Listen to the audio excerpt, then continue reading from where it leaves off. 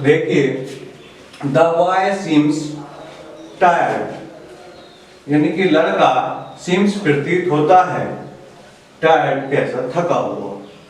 यहां पर आप देख रहे हैं कि टायर्ड हमने लगाया, टायर्ड लगाने के बाद हमें पता चल गया कि इसका अर्थ क्लियर हो गया। तो दूसरा देखिए, एक सेंटेंस और लिखते हैं, ही became अ डॉक्टर। क्या होता है? Doctor. He became a doctor, वह क्या हुआ? डॉक्टर हुआ। तो डॉक्टर आपका बच्चों क्या है? नाउन है ना भाई, नाउन है, ठीक।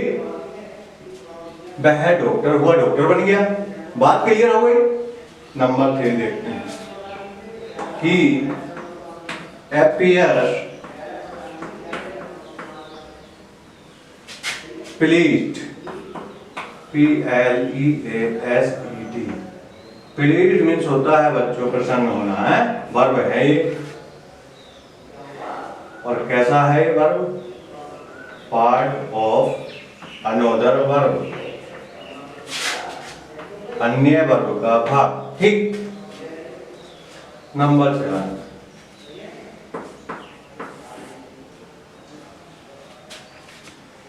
द अर्थ इज कैसी है? राउंड, ठीक। माना जाता है बट वास्तव में ऐसा नहीं है। वास्तव में सेम समथिंग अबाउट ओवेल के समथिंग है। चलिए, ये एडजेक्टिव है हमारा। बात क्लियर हुई? बिल्कुल स्पष्ट हो गई होगी बात। इसमें अब मैं समझता हूं कि कोई भी डाउट नहीं होना चाहिए। नोट कर चुके होंगे। आइए आगे की ओर बढ़ते हैं।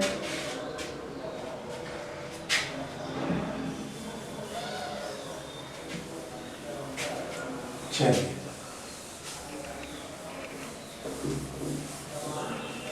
देखिए,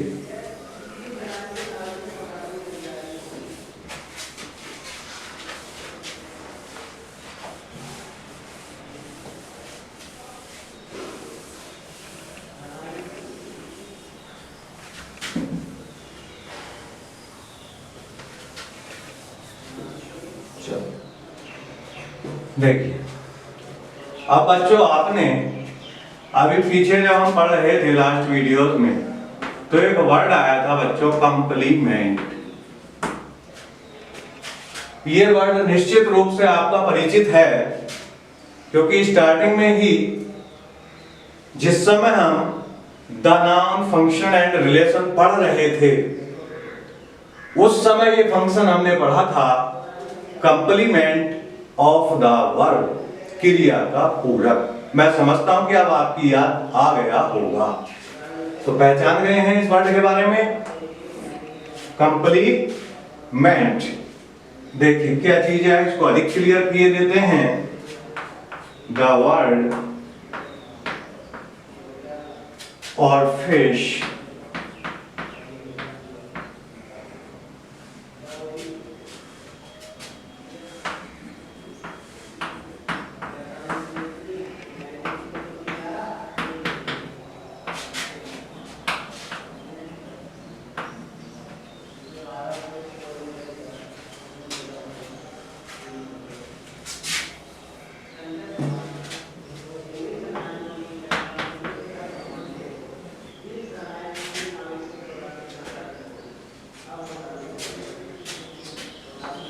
देखिए, द वर्ड और phrase used to complete the sense is called complement, ठीक। यानी कि ऐसा शब्द या पद जिसको यूज टू प्रयोग किया जाता है, किस लिए? कंप्लीट द सेंस, पूर्ण अर्थ देने के लिए, इज कॉल्ड कंप्लीमेंट। कंप्लीमेंट कहा जाता है, यानी कि क्रिया का पूरक कहा जाता है। तो इसमें पहली बात हमें क्या ध्यान रखनी है, ध्यान से देखेंगे इंट्रांजिटिव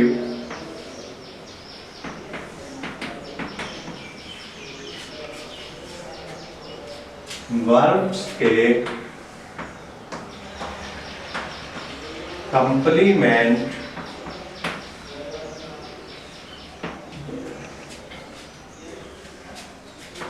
के रूप में noun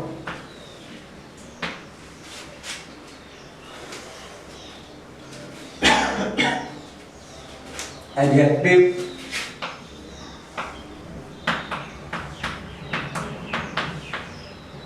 noun adjective participle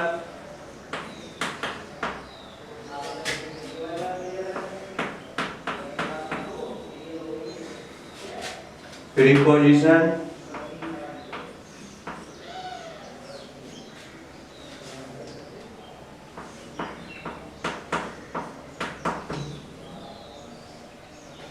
with object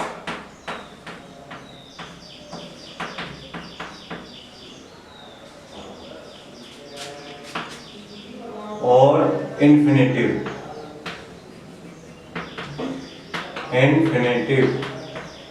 ठीक तथा एडवर्ब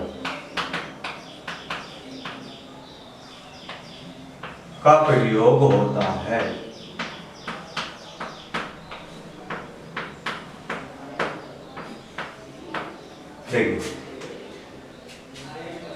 इंट्रांजिटिव वर्ब के कंप्लीमेंट के रूप में noun adjective participle preposition with object या इन्फिनेटिव तथा एडवर्ब का प्रयोग होता है। देखिए कैसे समझाता हूं आपको। देखिए नंबर 1 सेंटेंस लिखते हैं।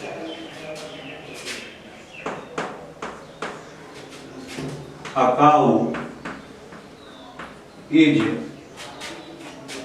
a domestic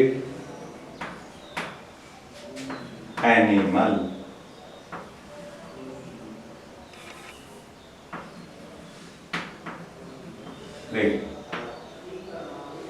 देखिए बच्चों, गाय एक घरेलू जानवर है या घरेलू पशु है, अर्थात घर में पाले जाने वाला पशु। A cow is a domestic animal। तो यहां पर बच्चों आपने देखा ये हमारा एनिमल क्या है, नाउन है। क्या है? नाउन है। एंड फॉर नाउन क्या है? नाउन है। ठीक, दूसरा सेंटेंस देखिए। हिज एलिफेंट, एलिफेंट मीन्स क्या होता है सभी बच्चे जानते हैं, हाथी होता है। Has gone made. देखिए यहां पर जो मेड है बच्चों, ये एडजेक्टिव का रोल अदा कर रहा है। यहां पर कैसे? हिज एलिफेंट, उसका हाथी, हैज गॉन मेड, पागल हो चुका है। ठीक, तो यहां पर आप मैड देख रहे हैं, बात समझ में आ गई। अब आगे चलते हैं। देखिए, द चाइल्ड वेंट ऑन। मैंने एक बात और बताई थी और अब वो शब्द फिर आ चुका है आपके सामने, तो जरा विचार करेंगे कि ये वेंट ऑन का प्रयोग कहां होता है। मैंने आपको बताया था, अब इसको पूरा कर लें एक सेकंड। पार्टिसिपल है, ठीक है, पार्टिसिपल। ये जो बीपिंग है यहाँ पार्टिसिपल के रूप में प्रयोग है। हाँ, बात चल रही थी वेंट ऑन की। मैंने आपको बताया था